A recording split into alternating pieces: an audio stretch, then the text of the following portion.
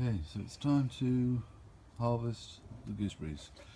So exciting times, and we'll be having gooseberry something over Christmas. So quite a big harvest this time, probably the biggest we've ever had. I can actually say it's the biggest we've ever had. It's the only harvest we've ever had. Well, we had some last year, it wasn't massive. But they're a good size, starting to look ripe. They're not sour anymore, so that's good as well. So, yeah, and there we go. So, gooseberry harvest. And there we are.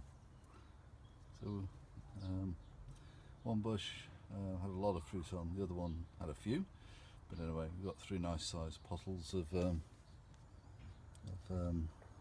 gooseberries. So looking forward to those over the next few weeks. So we'll have some and Jill will freeze some and so on. So, but yeah, looking good. Okay, so we're just going to weigh them.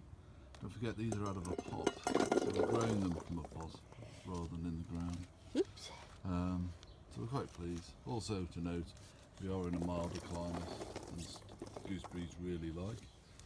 So that doesn't go down too well for them. So it's all against us, but here we are with a gooseberry crop, and we're very happy with it. And that's come to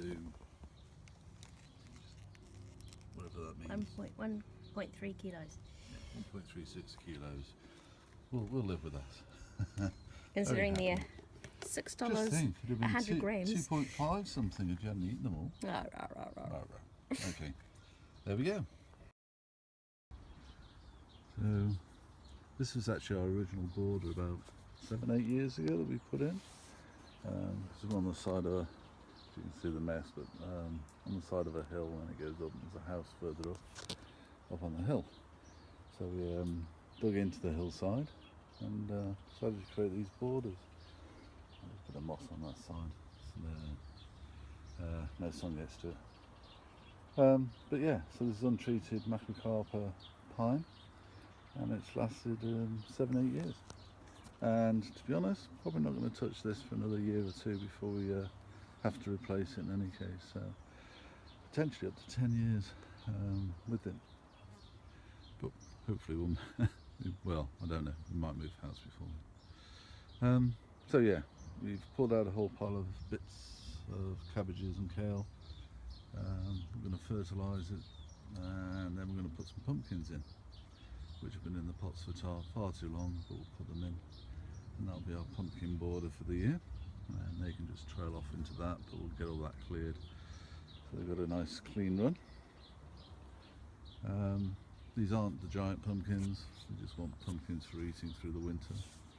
So on that basis, well, a fair bit of compost and organic chicken manure and stuff like that, but we're not going to create some huge compost heap just to put the pumpkins in, but they will grow. We have had really good success doing it this way.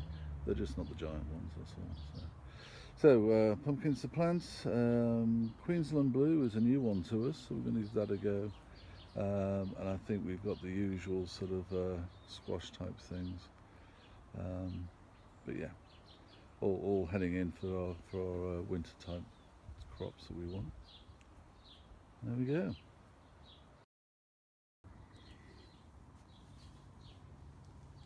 This is our tomato patch.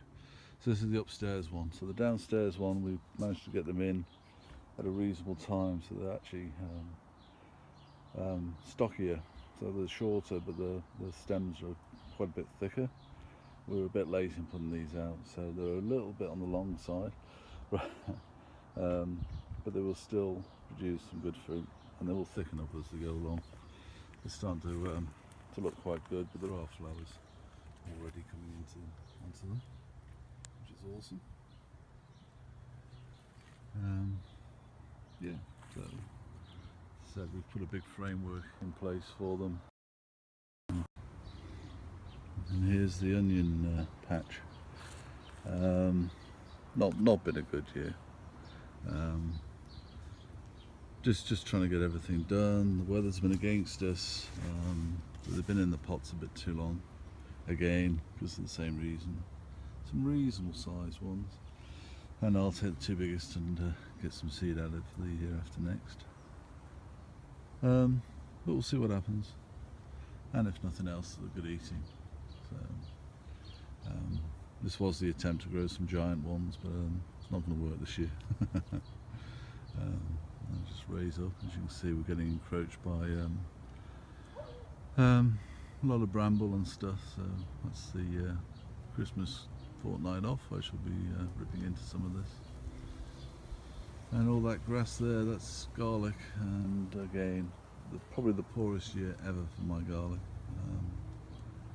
But it's starting to turn, so I think by the end of the Christmas period, or maybe a little into January, we'll probably end up taking them out at that point, and then I'll turn it into a kale bed or something. But yeah, sometimes it's good, sometimes it isn't. But the weather beats us this time. And again, because I'm more all-round gardener rather than purely a vegetable gardener. So it's the vegetables I'm always sort of keen on these days. But we also grew quite a bit in terms of flowers and bushes that flower and things, and roses and so on. So these are sort of quite nice on the border, but again, I've just got to do some work and get them cleaned up, just to show that we're on the side of a hill. So I'm overlooking the house at the moment, and then there's all the sort of bush. So half our garden's that bush over there. Goes in, and then as you go further in, all that flowering stuff over there is the manuka, the tea tree, coming into flower. So yeah, you can make tea out of it. The settlers used to make a tea out of it. It's very, it's aromatic. It's quite nice, but it's also full of turpentine. But yeah, then we've got our own one here, which I said I wouldn't walk around and make everybody seasick, but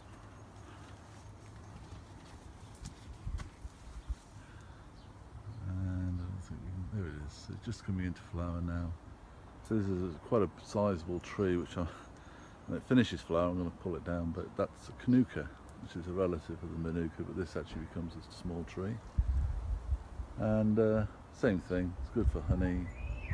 You can make teas out of it and stuff like that. But as I said, very aromatic, but it's a bit too turpentine sort of flavoured for me.